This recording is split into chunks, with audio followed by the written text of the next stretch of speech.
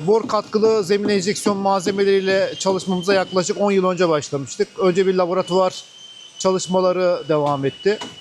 Laboratuvar çalışmalarından sonra da oldukça başarılı sonuçlar elde ettik.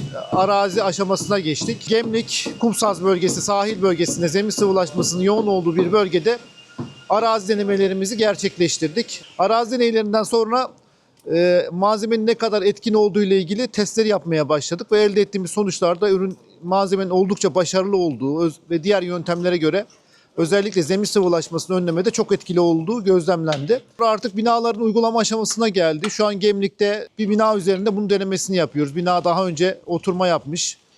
Oturma kaynaklı problemler olan bir binaydı. Geliştirdiğimiz yerli ve milli ürünleri kullanarak bor malzemesi ve diğer yerli milli yaptığımız çalışmalardan bir tanesi. Deprem riski yüksek olan bölgelerde de yine zemin sıvılaşmasının önlenmesinde, mevcut binaların iyileştirilmesinde bunları kullanmayı hedefliyoruz. Şu an uyguladığımız binada insanlar oturmaya devam ediyor.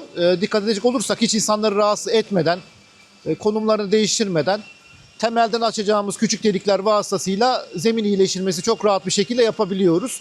Bu da şu anlama gelebilir. Eğer binanın üst yapısı iyiyse, zemini problemli ise temelden açacağımız küçük deliklerle binayı iyileştirip zemini daha dirençli hale, depreme karşı daha uyumlu hale getirebiliriz. Borlu malzemeyi bu bizim enjeksiyon deney düzeneyimiz, üniversitemize ait olan kendimiz proje kapsamında yaptırdık.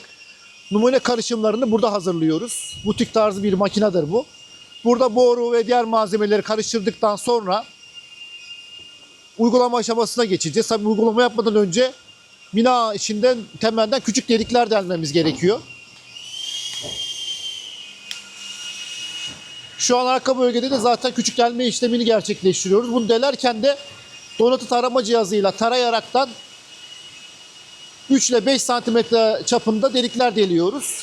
Bu deliği delerken de temel demirlerine zarar vermemek için donatı tarama cihazıyla tarayıp işaretliyoruz ve iki demir arasından gelecek şekilde delme işlemini yapıyoruz. Uygulama aşaması şurada açtığımız delikler var. Delikler içine enjeksiyon paker sistemiyle gerçekleştiriliyor. Uygulamayı yaptıktan sonra malzeme zemin içindeki boşluklara yerleşiyor ve belli bir süre sonra katılaşarak zemini katı bir form haline getiriyor.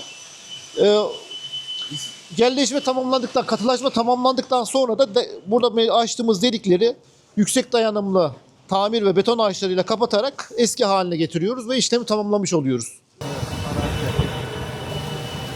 Biraz topaklanmış herhalde.